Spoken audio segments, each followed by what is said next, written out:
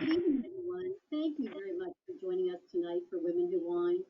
I apologize that I'm not able to be with you. I'm in Nashville handling a medical issue for my significant other. Because as we know, as women, we're always expected to do so much. We're juggling things all the time. And even more so in this unprecedented times. I hope you're doing well. But if not, it's understandable. And I'm sure this event tonight will be able to help you regain all you may have lost from this pandemic and in this world of pandemonium. My best to you and enjoy your evening. And that was Mary Grace Musanegi, our founder, who does apologize for not being with us this evening. I am here tonight as your moderator. For those of you who I don't know, my name is Christine Pacutis Musanegi. I am a financial planner with the Musanegi Financial Group, which is a sister company of Single Step Strategies. We're so happy to have you here this evening. This does mark an interesting milestone for us. We have been doing Women Who Wine for 10 years.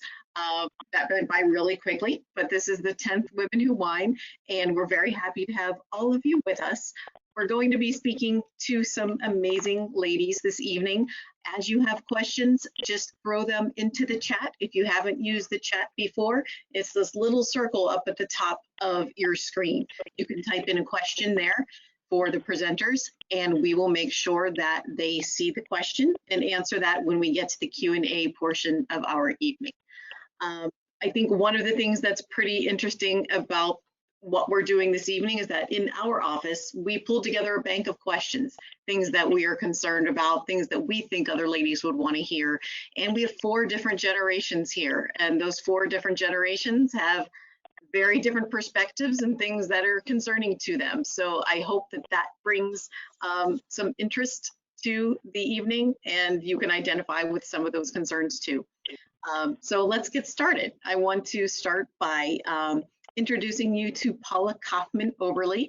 Let Paula at this time tell you a little bit about yourself, your typical person that you work with, your practice, and I guess probably what makes your services so important to ladies today. Well, thank you for having me. I really appreciate this opportunity. And I have to say that I may have attended the very first one of these. And so it's really exciting to be part of one. So thank you for that opportunity. So I am a licensed professional counselor, and at my practice, we work with teens, we work with families, we work with couples, we work with individual adults as well. Specifically, we have 2 locations. We have a location downtown, and we have a location in Mount Lebanon. And so we tend to draw different kinds of people at each of those offices just because of who tends to be around there. So one of the specialties that I have is working with college students specifically. And so we see mostly college students downtown or working professionals. And so that could really be anyone, really.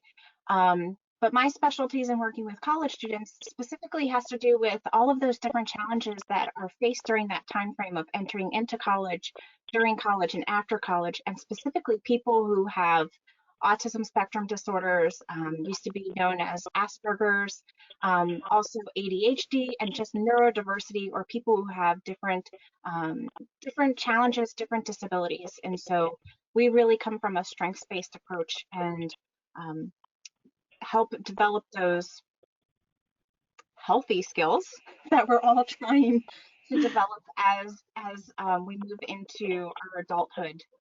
So that's mainly what I do, and I have a group of 5 other clinicians, and I have 3 coaches, and I just want to explain what our coaches do, because coach is a large, broad term. Our coaches work specifically with executive functioning, so that's really to help college students and high school students to be successful in balancing the academic needs and the social needs, and really developing really good boundaries with doing both.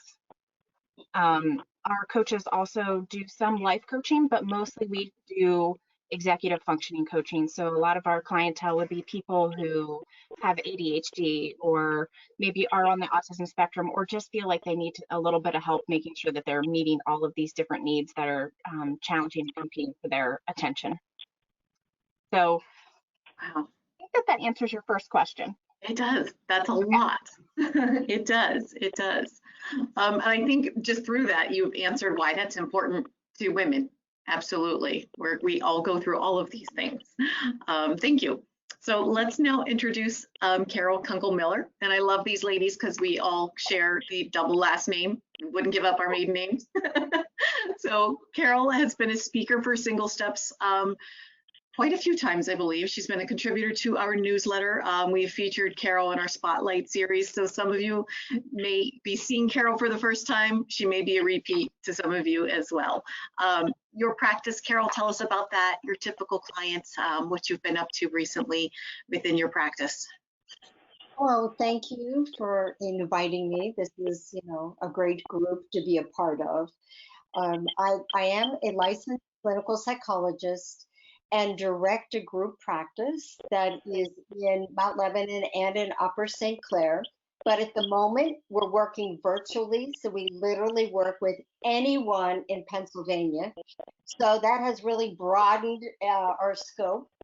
And I'm also a certified holistic health coach. So I help people look at how to transition their health problems naturally. Because about 85% of what we experience, or the visits rather, that people make to their primary care doctors are often stress related, whether it's headaches, stomach ache, some type of immune disorder, on and on. So I take a holistic look at what's going on with the person, focusing not just on the problem they're presenting, but also looking at ways to build on their strengths and their positive side. And I come by the focus on health and wellness somewhat naturally. I'm a mom of 4 adult children. They're 2 sets of twins. So if there's been something crazy and wonky that's happened, I've mostly experienced that in one way or another. And so my personal focus, I really enjoy working with women who perhaps, there's a term, take on or do too much, where we're professionals, but we're also parents, or we're also daughters, or we're also sisters. And so we tend to do so much caretaking of everyone else that we forget to take care of ourselves. So I focus a lot with helping people to look and develop more resilience and some holistic coping skills. And it's a type of work that I really enjoy. And I've also published a book on emotional balancing using essential oils as one form of a holistic strategy. So that's, and I would say that the target audience, as I mentioned, is about women who tend to really take on a lot. And that what they get out of it is learning coping and resilience skills. Wonderful. I think we can all take some of that away. I'm hoping to anyway. Thank you. Our last panelist today is Rebecca Meehan. Rebecca has also been featured in the Single Steps newsletter, and she also has a quite interesting practice. Talk to us about your practice, who you are, where you're located, what you do. Okay, well, again, thank you for asking me. And my business partner, Susan Clinton, sends her apologies. She had planned to be here, but she's been in front of a screen way too much doing some professional teaching. And so she felt that it was in her and your best interest for her to take a step back and take care of herself this evening. So Susan and I are both physical therapists. We're the co-owners of Embodied Physiotherapy and Wellness in Sewickley. And our target population are women. We really treat women and their families of all ages and stages. So for instance, I work with kids with pelvic health problems like bedwetting and encopresis. We both work with teenagers up through women who are, at their in their third age, so to speak, at various stages of their third age. So we work with women through all ages. really specializing in pelvic health, but the pelvis is only one part of your body and it works with everything else. So I tell my patients and my clients that I really work with everything from the jaw down to the feet. And we can't leave the brain out of it because the brain rules the roost. So we work with young women who have period pain. We work with a large number of women with endometriosis or the issues related after endometriosis, pelvic pain, pain with intercourse or with intimacy, back pain. Over 80% of women with back pain also have pelvic floor dysfunction. And then, of course, women during pregnancy and postpartum. A passion of mine is also bone health. And so building that bone health from the time we're teenagers up through my age at 61, because some of my stores are no longer there. So we work with everybody to try to be healthier. And I think one of the misperceptions of physical therapy is that we only work with people when they have issues. And our real goal is to try to build knowledge. Knowledge is power. It gives us strength. And having that plan of maybe not what to expect, but what your avenues, what your resources are, is huge. And so we really try to build knowledge with our patients and clients. We want them to know that a lot of things are common, but they aren't normal. So for instance, if you've had babies, your doctor might say, oh, well, you've had babies. And so of course you're going to have leakage or you're going to feel pelvic heaviness. And that's not a good answer. Because there are ways to address this, and it does not mean wearing a pad or wearing dark yoga pants when you go to exercise class, or worse yet, not going to exercise class, because over 50% of women stop going to exercise classes because of fear of urinary leakage, flatulence, basically tooting during class, or because of the pelvic pressure that they feel. So we try to tell women what they can do, and then we help them build it up so that they can do the things that they enjoy and love. Wonderful. That's Thank you. Thank Thank you. you. That's all. Now that you have all met our lovely panelists, we're going to have a conversation first with Paula. So as I mentioned before, we really tried to get the scope of the different types of generations and questions that we felt that would represent a lot of the ladies that we know. So I'll start with this. Many women in their 20s have been put in long distance relationships because of the pandemic and because of COVID. Do you have any suggestions for people to keep their relationships strong when they are living far apart, when they are distant from one another? Yeah, regardless of age, right? Right. But specifically that age group that maybe they had a relationship with someone, but then due to COVID restrictions, they had to stay home and they couldn't go back to school. I think what we're doing right now is one of the advantages to the times that we're living in. So the technology, I think, is ultimately one of the most beneficial things. So using it in creative ways. So if you like to travel, but we can't travel, well then how about doing some research on a place that you want to travel to in the future? Do some research on like what food they have there. Maybe both of you could pick an item that you're going to cook and you each cook it, right? And then when you cook it, that you cook it together, doing FaceTime or Zoom or whatever it works for you.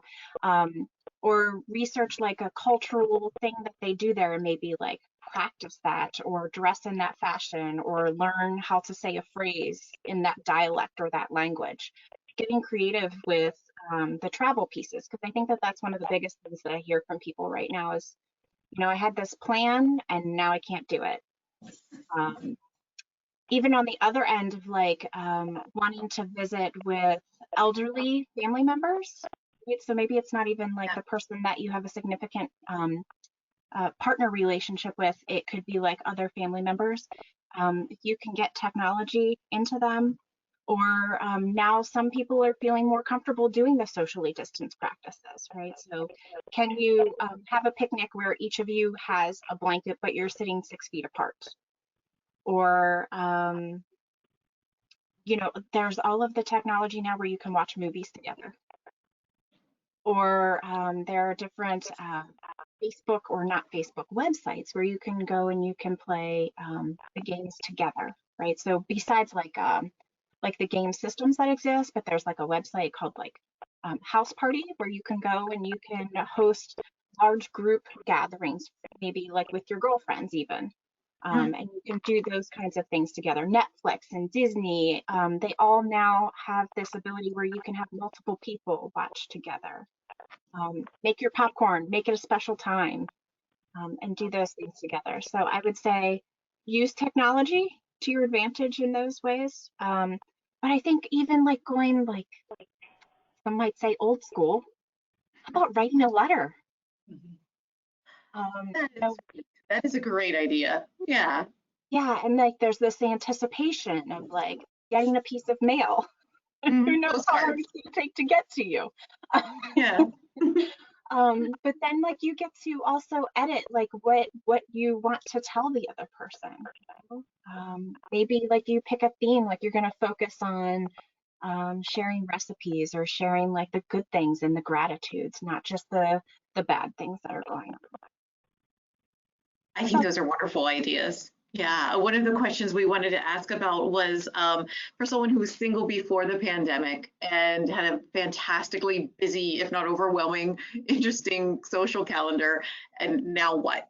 And we're a little bit further into this than we were before, but I think there are still a lot of places where there are restrictions and it's just not the same. So you touched a little bit on that, but how do you adjust as someone who isn't with someone else in your household and you are kind of on your own? Yeah, so I think that that has been really challenging for a lot of people that I've talked with.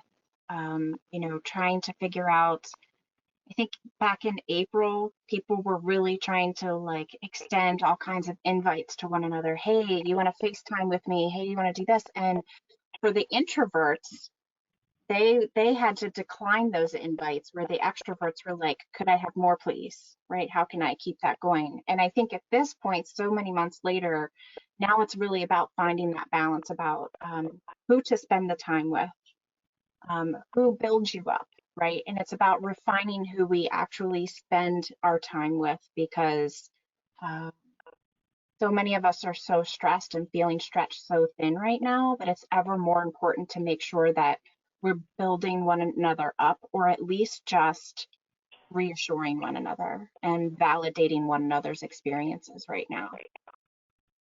I think that sort of ties into another point of the conversation we wanted to talk through, and What that is would going be for the on? people who are actually at home. So the students who have been home now, likely they are back to school now, but if they're not, if they were ready to graduate college and then leave the nest and they're back home, now those relationships are compressed and they're there every day, all day. Maybe they're still working from home or maybe they're returning home. What tools do you have to keep that in place too? Yeah, so the relationships within the family, right? They're Yeah, right. changing. I would say that more often than not, right now, I'm actually seeing that most of the college students that I work with did not go back to school. So they came home at spring break and they haven't gone back. They still haven't gone back. And so I've found, and I think that this is true no matter if there's a pandemic going on or not, but it's so important to make sure that we're communicating our needs. You know, if you need space, if you need time alone, make sure that there is some space where you can have that. And not just staying in your bedroom all of the time. So communicating the needs, right? Maybe coming up with special events, even if there isn't a special event, right? Okay. Something to look forward to build those special moments. But I think that communication and really talking about healthy boundaries is really important, right? And trying to respect and build adult-child relationships with their adult parents.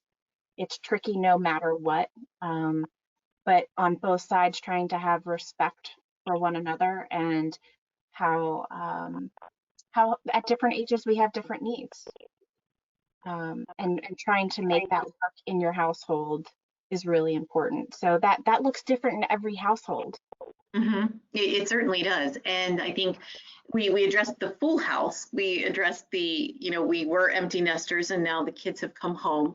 What about those couples who you had one person maybe was someone who could always work from home and the other partner or the other person in the couple traveled.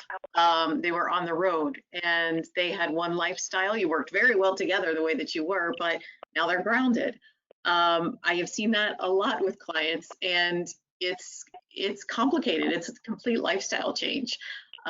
If you're in a situation like that and you're suddenly with your partner all the time, who you probably still love and care for, but they're making you crazy. What what type of tools can we, deal with as adults in that aspect?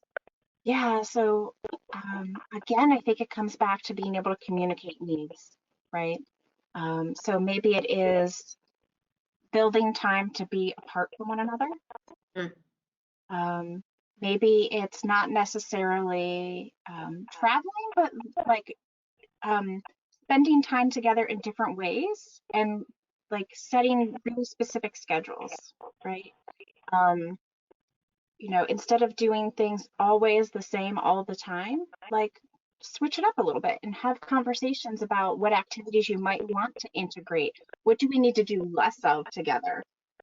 And really trying to put on like, I'm just speaking about my needs and trying not to take it so personally.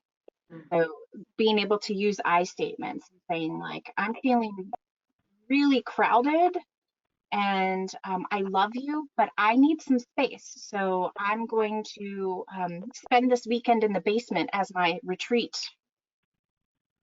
Getting creative like that. And then the other person has space somewhere else in the house that they get to have their retreat. Right? I think this time of year specifically for people, it's also like sports season, like it's different kinds of sports seasons. So how can you encourage that, right? Because sometimes people travel for those kinds of things and they're not able to travel for them now. So Right. getting creative with allowing your partner to have space to participate in that or whatever their hobbies are and really trying to encourage, okay, I feel like I need this. I love you, really, I do. And the things that However, make us work together are also the things that drive us crazy about one another and really having some open conversations about that. yeah.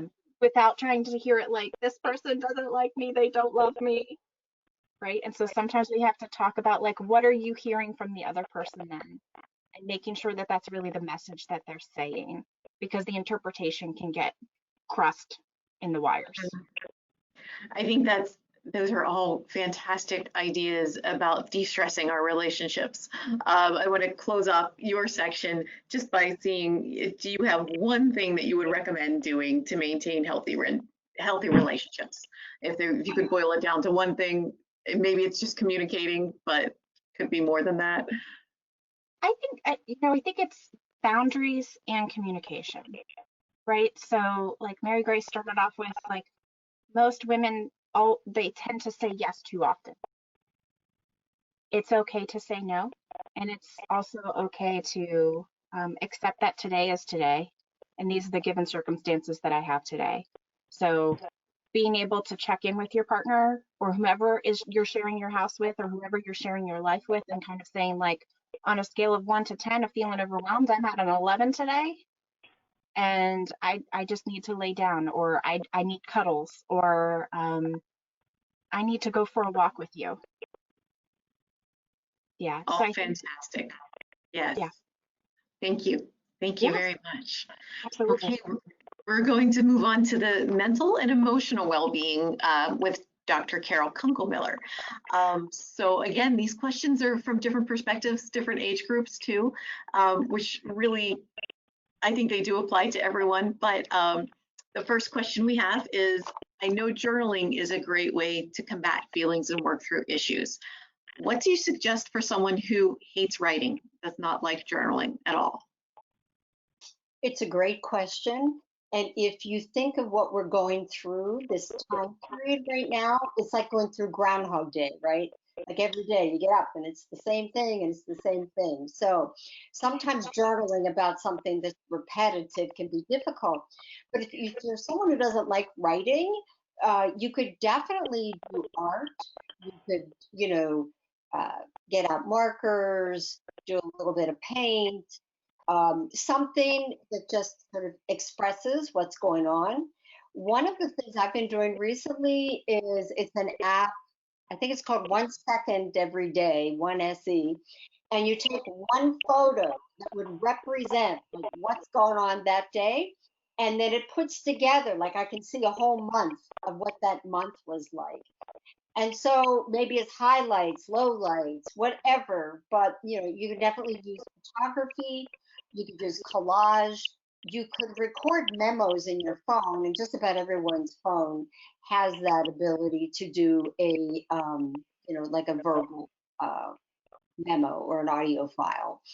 And because just to get the feelings out is really what's important. If you imagine, like it just builds up and builds up every day, almost like a volcano. You don't want to have an anger outburst, or have it on a regular basis. You want to have some outlet. So whatever type of expression, creative expression, and it doesn't have to be the written journal. So. That's great. And you mentioned during your introduction that you do work a lot holistically, and the holistic part of your practice does include working with essential oils. Can you educate us a little bit on that? How do we know what resources to use if we're trying to accomplish something? I know seasons change and there are different oils that you use for that. So can you give us a little bit of a primer there? Sure. So there are a ton of oils that are out there that meet physical needs, emotional needs. And the one thing to remember is that when you inhale something, it goes up the nose right to the amygdala, to the olfactory bulb. So it may seem rather simple, but you actually can shift and adjust your mood rather quickly with something like an oil. But you want it to be pharmaceutical grade, something that has been researched. So typically speaking, I wouldn't go to a big box store like Walmart and get it, because you want something that's a higher quality. You can get negative reactions from ones that have a lot of synthetics in them, and even Amazon can be confusing. So what I do is I have a list that I give people of resources, both books. I have a Facebook page where I'll run little mini classes. I have a website, or I refer to other people's websites. But within my own, my colleagues who also do similar type of work, I have nurses, doctors, yoga teachers, physical therapists. So people who are really very serious about, the practical applications of the power of plants to help us. So very cool. So hopefully, as we wrap up towards the end, you'll be able to share with us your Facebook site and where you can share that information too. And we talked about we're putting together some type of a handout that will give that contact information. So I'd be happy to do that. But there's a lot that's out there that's very good, a lot of good resources. Mm-hmm. As far as connecting those rituals using the oils to things that we're doing in our daily routine to focus on our mental health, what types of routines and rituals can we start using, or should we be researching right now? So I really like the idea of adding in something to our daily routine, because then we're more likely to do it, right? So when I walk my dogs, and they are my stress relievers, right? When I walk them, I'm doing like a meditative breathing technique that I'll share in a minute. Sometimes I'm actually speaking a mantra to myself, saying prayers to myself. because walking is a repetitive motion. And if I'm doing it every day, 3 or 4 times a day, like I'm getting in a lot of that kind of relaxation. So there's a type of breathing strategy that the Navy SEALs use, and it's called square breathing. Sometimes they're called triangular breathing, but you think of a square, and so you inhale to the count of 5, and then you hold it for 5, and then you exhale for 5, and then you hold that for 5. So if you develop a breathing pattern that you can repeat when you're not so stressed, it's like learning how to swim, and you want to learn how to do that not when you're ready to go in the Titanic, but you want to have those skills in place. So the same thing with this type of relaxed diaphragmatic breathing. And it has a lot of different names, but deep breathing, square breathing, abdominal breathing, but find something that works for you so that you can incorporate it maybe while you're cooking or while you're at a red light. So that's where I feel integrating it into those different routines can be really helpful. The other is really doing some mindful observations. So like today when I walked my dog, so I talked to her as if she's going to talk back to me. Anyhow, I said, we're going to look for as many red leaves as we can find. So rather than just walking down the street like I had blinders on, I literally was looking for, what's a small one, what's a large one. And it just helps to reset your brain in that kind of way. And again, I mean, there are many different, there's the Calm app. So that gives people, that's a free app. It gives people strategies for how they can calm themselves down with deep breathing, with visualizations. They do bedtime stories, all kinds of things. So, but if you feel like you've got a lot of different options, then if you're having whatever day you're having, you can choose. It's like a menu. You go, okay, today I'm not feeling so great, so I better up my game a little bit more and try something else. Like I have a I don't know why I bought it. It just spoke to me, but it's it's called Feet Up, and so you're doing an inversion, right? I'm standing on my head, and so on the days where I wake up and I'm like, oh my gosh, I can't believe it's like another day, things have not changed. I'll do it like that kind of headstand for maybe, I don't know, 45 minutes, or not minutes, seconds, 60 seconds, something that just kind of says to your body, I'm going to take care of you, and we're going to do something a little bit different. And it's calming, and you refresh the blood flow too. So that's an easy one. I didn't think I could do it the first couple of times. I looked pretty bad, but you sort of get into the strength. It get into the strength of it. So. Yeah. I love that. I love that. One of the other questions we had was that, and maybe this was more the case probably in the early times of the pandemic, but with things spiking a little bit, it's probably going to cycle back. Just the COVID idea and the idea that there is a virus out there really has spiked anxiety levels for a lot of people. Not so much that they're not functioning, but it's a second thought before they go and do something. What types of tools can someone who's noticing their anxiety spiking, what can they use to help them get out of the house or to just get through their routines in the day?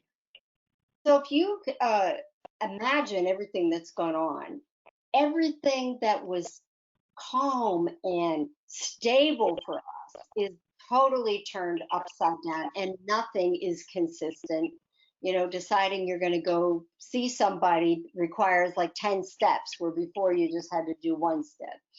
And so I tell people a few things. One is to take a break or to take a fast from the news. Now, that is very difficult because these days it changes every 15 minutes. So I have two news people. One is my husband, and I'll say to him at 5 o'clock, what did I miss today? And the other is my sister, and she's the one where like if like like there's some terrible thing that's happened, she'll text me, right? But they're like my filters. Now, you can't go through and avoid everything, but it does help not to get triggered so much during these times. It also helps to say to yourself, what can I control? So I can't control what's going on in the world with COVID, but I can control what I eat. I can control, what I'm drinking. I can control getting outside and the exercise. You look at what you can do rather than the things that you can't do. So just changing the paradigm on that, don't look at the limitations you have, but what is available to me in this time that I used to have this other commitment. I now have this opportunity to spend this time on something else. I mean, I've said to a few people, well, let's look at what's the silver lining, right, of COVID. Meanwhile, like I don't have a definite answer in mind, but people have come up with some pretty interesting silver linings, how they've been reading more or being more creative, more self-reflective. It's very interesting. It's not been all bad.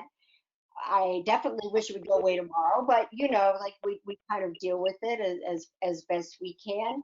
And I would say connecting to other people is a big thing too. Oh, our dog's going to burst through the door here in a minute, so I can hear behind me. And Paula talked a lot about that. You have to connect, even if you're tired, even if you feel like you have nothing to say. That helps relieve the anxiety. Yeah, and how can we improve just basically our mental and emotional health? I know we talked about a lot of different strategies and rituals and things. So if there was one thing that you could recommend to take away, what would you finalize with? Okay, I'll recommend two, but I'll be fast.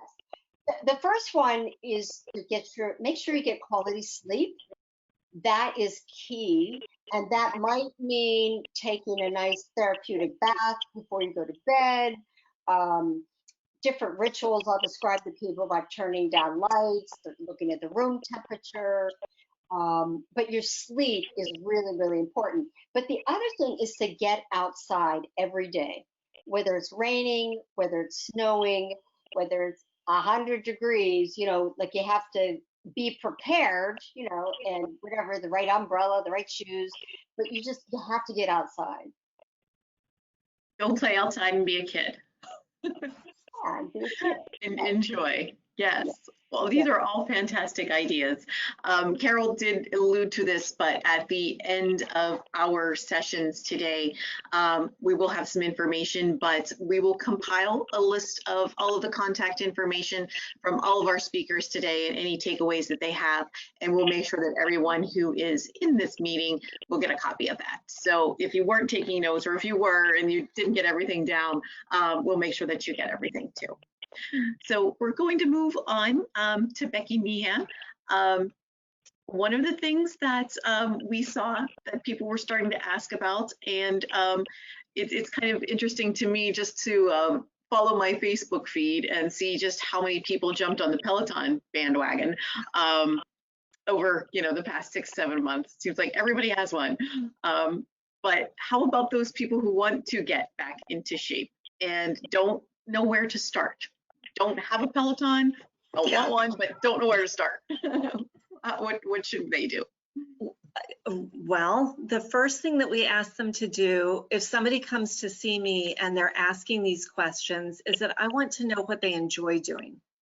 So it makes no difference if I say to you, I want you to go out and run 5 miles. If you hate running, I don't enjoy running. Every once in a while, my body says, let's run, and I start, and then I say, no, I don't like it as much as I thought. But I have friends that love to run, and that's great. That makes them feel good. So I always try to work through things that people enjoy. And then we start to find ways that it fits into their schedule. And it's sad to say that we have to find fun things that make us feel good and work it into our schedule.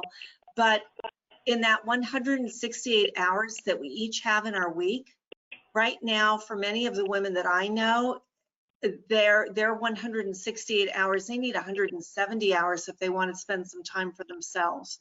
And I think this is something that Paula kind of alluded to, and so did Carol. And so you know, women are trying to work from home, they're homeschooling, they're keeping track of their kids' schedules. If they're a grandma, they might be now taking care of their grandkids or doing some additional things. They feel responsible for everybody except for themselves. So I really get down into my clients' faces, you know, when they're coming to me, and I want to know what they enjoy doing, because that's what we need to build. And then there are some reasonable ways to do that, and I'll include some links that I'll share with this group later. But a lot of us are doing our yoga classes online. They're live streaming, and they can be a very affordable option. And you know, the beauty of things live streamed is that you can turn your camera off. So I laugh at my clients because a lot of times they'll be on, and then I can tell when the kids come into the room because their camera will be off, or I'll hear the dog. But now they're having fun, they're taking some time for themselves. They're building community because they've seen my grandkids when they come to class, they've seen each other's dogs that were adopted, they've heard what's going on. So again, like Paula was talking, they're building community through this. And if they aren't sure what's going on in the class, they always have permission to interrupt, or they just sit and watch. And no problem. You don't have to participate. Sometimes just the being there is the participating.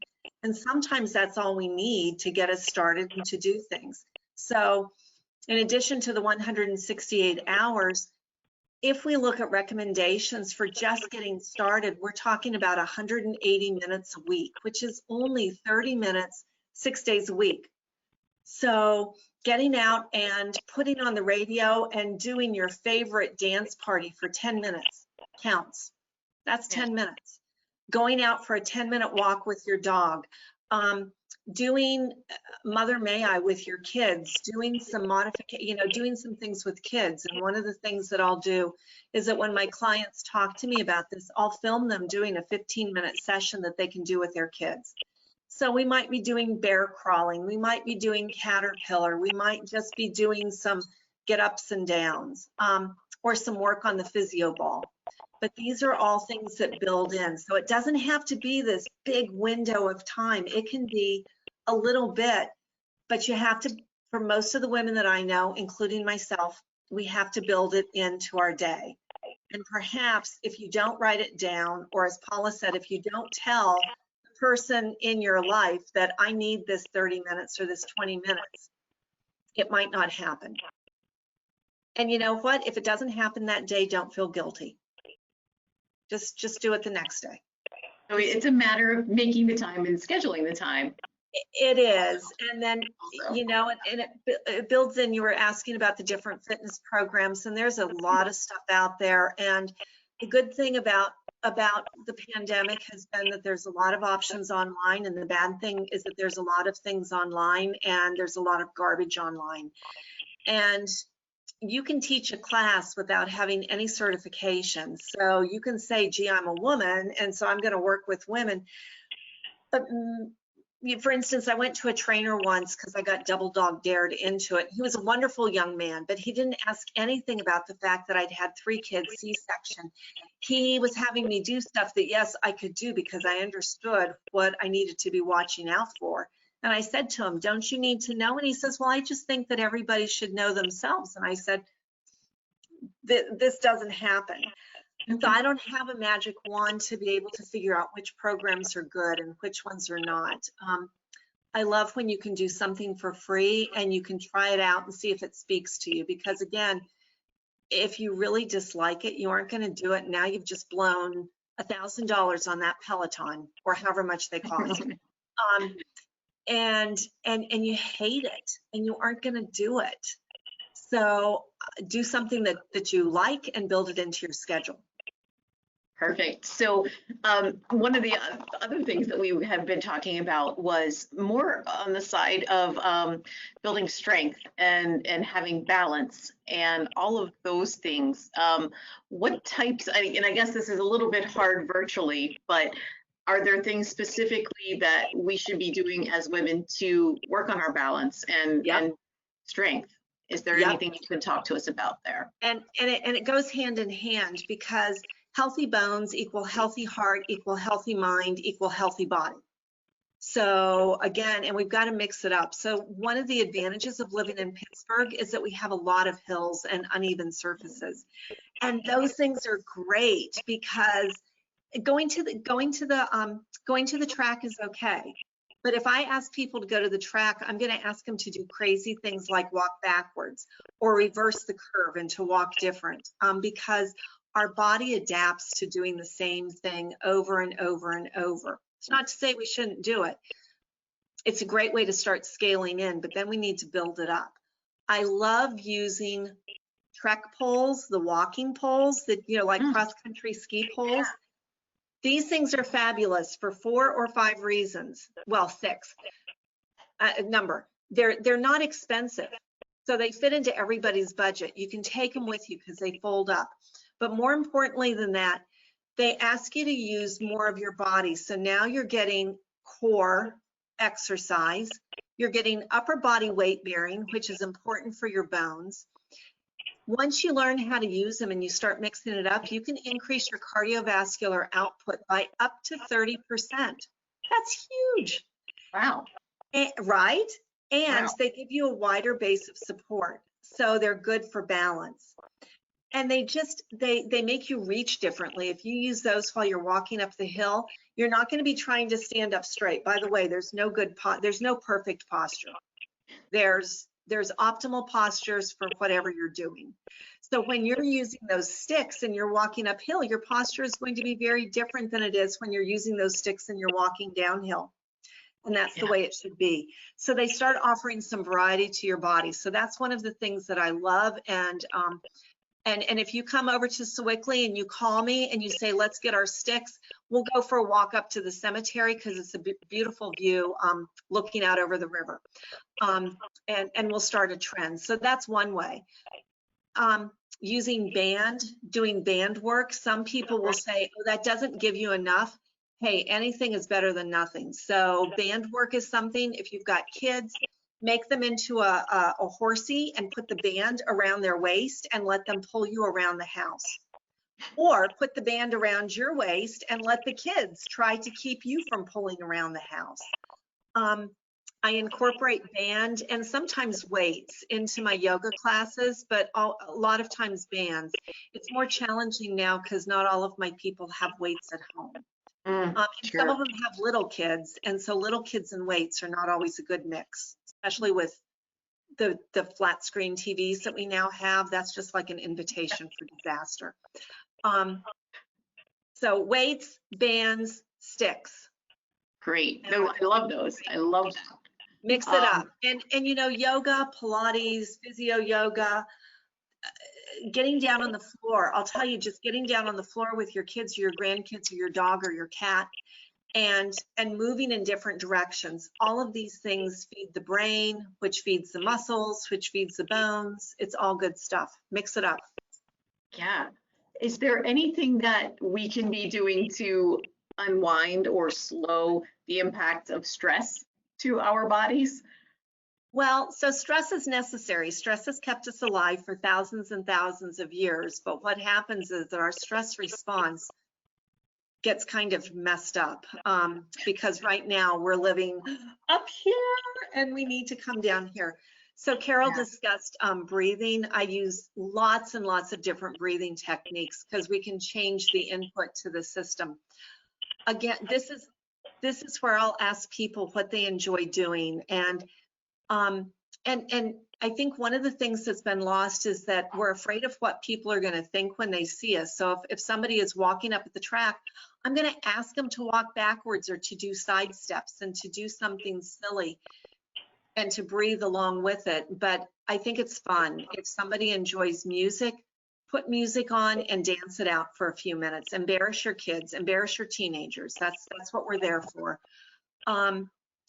If you like to cook, cooking. If you don't like to cook, exploring a cooking class or doing something different so that you're nourishing your body by decreasing your stress, but also giving yourself good stuff to eat. Throwing a ball, kicking a ball, going back to the things that Twister, we should all pull our Twister boards out and play Twister. That's great. That connects so many things because you want to be on the ground. You need to be flexible. You need to be limber. I can see that. That's fantastic. Yeah, we need to be mobile. Yeah, we don't need to be Gumby, but we do need to be mobile and try different things. And again, that stress response, it's more a matter of how we respond. And so what Carol was talking about was practicing the breathing when you don't need it, because that way, when you get whammied, you can respond in a more appropriate way than having an amygdala hijack and then feeling like you have to apologize to numerous people later on. Or maybe they need to apologize to you, but you know. Yeah. Okay, great. I think what we'll do now is I think we want to tie some of these things together. I see that there's some questions coming through the chat. So I'm going to have Abby read those and let us take care of the questions that we have from the panelists. And let me unmute Abby. All right. So the You should first be good. question, we had a comment about those who live alone adopting pets for comfort. So are there any thoughts on this topic from any of you? I think it's a fabulous idea, whatever kind of pet, you know, I mean, it's really helping people to not have that sense of loneliness. And good for the pets, of course, too. From my standpoint, you know, if you have a dog, you have to walk that dog. You don't have to walk cats. Right. But you need to walk that dog, which can be a plus or a minus, because some people don't understand how much walking they need, especially some of the larger dogs. But again, dogs provide, Christine, you were asking about balance, and that dog that's wanting to go in this direction and you're wanting to go in, that's good bone and strength work. It's balance. Yeah. So I'm a fan. Paula, do you have any thoughts on this topic? I was just going to say, I think like it really has helped specifically the people who are by themselves. And I think like in the middle of the pandemic of all of this happening, I think I saw a lot of people lose their pets. They had passed away. And so the grief as a result of that with everything else happening was really, really challenging. And so giving that space and then finding the new right fit has been really helpful for a lot of people. Yeah. Thank you. So it was kind of already talked about a little bit on chat, but what are the thoughts about CBD?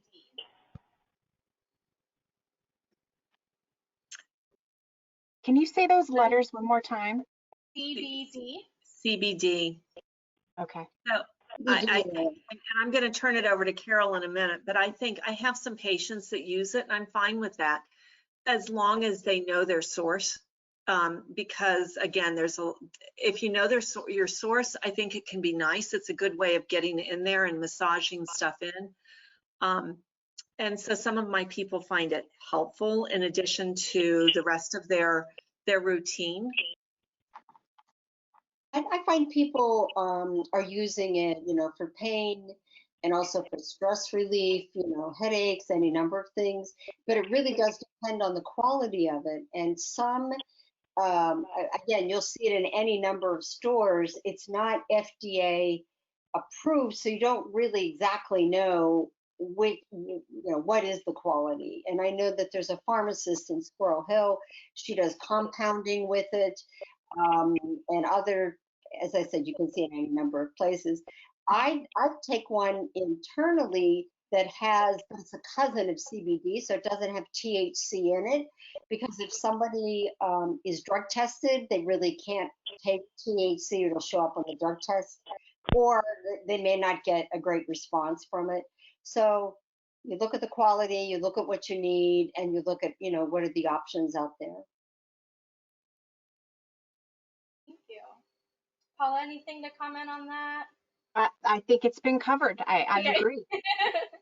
All right, so we have two more questions here. What are some suggestions for maintaining good nutritional habits for someone who's always moving on the go, has things all the time on their calendars, probably not during COVID, but just in general, what are some suggestions for maintaining good nutritional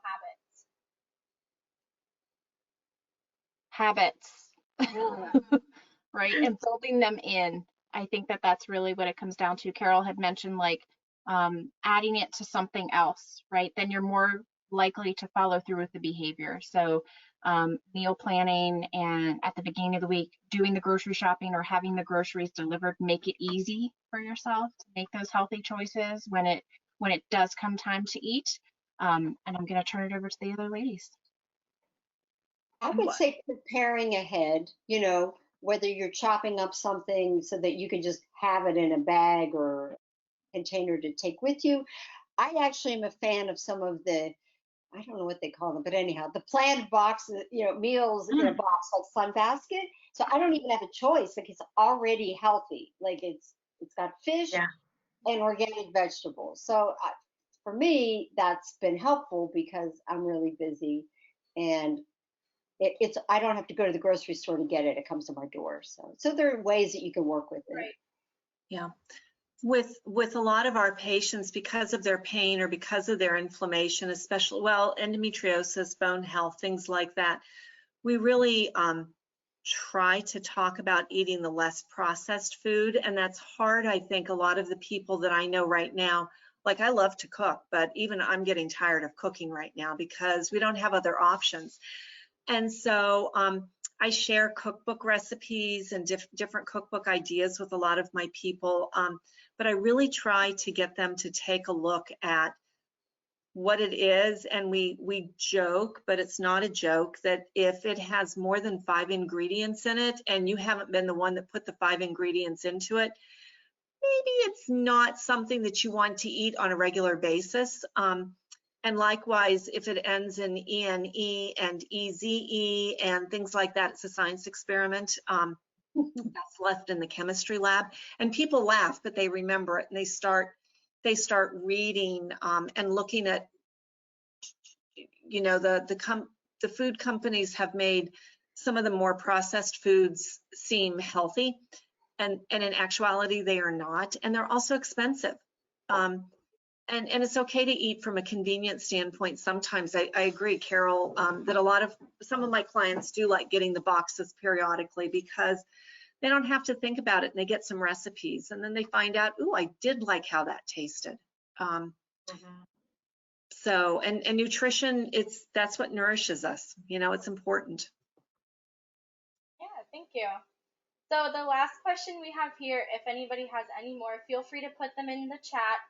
But the last question that I have is, so if you have a friend or a family member, basically anybody that you come in contact with and think they would highly benefit from going to counseling, but you kind of have a strong feeling that they would say no, how should you go about suggesting going to counseling or even bringing up the conversation? As a non-counselor, can I tell you what I tell my patients and what a very wise counselor said to me? And I found it invaluable when I went. She said, Becky, our mothers are wonderful, but did you learn how to manage these things from your mother? And that answer was an adamant no. And my mom was awesome, but I'll tell you what, the apple did not fall far from the tree. So that's what I tell my patients. I'm like, we learned so many wonderful things from our parents, but it's always helpful to have that other person that can look in and give us some clues and some cues and help us. That's from a non-counselor perspective. It's a good one. I like that. Yeah, that was good. I think there's no perfect answer to that, but you look at the person you're talking to and maybe, say that you think that this is something that could, you look at ways that it could be benefiting to them. Whether, hey, maybe you would have less anger outbursts, or hey, maybe we would get along better, or hey, maybe you wouldn't have quite as many difficulties at work, or you sleep better. But if you push it too hard, people have a tendency to push back. So I try to introduce it so that it is that person's idea. that I'm not the one pushing it, but I'll say, well, what do you think? What are some options? It's a tricky conversation, but um, you know, you try to wear whatever way you can and to help them see that it could be something really supportive of their needs, not meeting your needs, your requirements. I think that's a really good point. I think also normalizing it is also important. So if you have gone to counseling and you found it to be helpful, I think it's really important to share with this person if you have a lot of concern for them, to say like, I went and, I was really nervous when I first went, or like, hey, I went to this one person one time and it was not right. And so I gave it another try and I went to somebody else and that was where I found it to work, right? So I think normalizing it so that it seems like it's okay to give it a try, but then also recognizing that just because you go one time and it doesn't work out doesn't mean that it wouldn't work in the future with somebody else.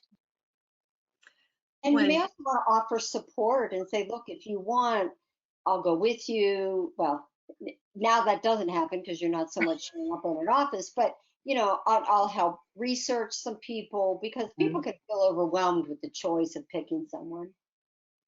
I think that people also, and it's like with exercise, they're afraid that they're going to fail or that they're going to be judged. And when I started going to counseling, my youngest daughter said to me, Mom, doesn't she judge you? And I said, you know what? I don't even care, because I'm not having dinner with her. Like, it doesn't matter, because it's helping. So no, she doesn't judge me. But I think that it took me a long time to decide to do that, because I was embarrassed. I'm relatively private about my own self, not about my patients, but about myself. And so it was really hard for me to admit that I wasn't as perfect as I thought that I was, and that I needed some help with managing my responses to different things in my life. And I think that maybe that's it too, that if we talk about it in a respect as far as learning some different responses, managing our responses, so that they don't impact on us as much. Because again, we carry a lot on our shoulders and in our head. My 5 cents. So it's like taking care of yourself so that you can take care of the other people that you love. So invest in yourself. Yep. Yeah, thank you. That's all the questions that we have through chat. So, Christine, if you want to take it away from there. Absolutely. So I'm going to also put this in the chat, but most of you were invited or knew about our event this evening through Single Step Strategies.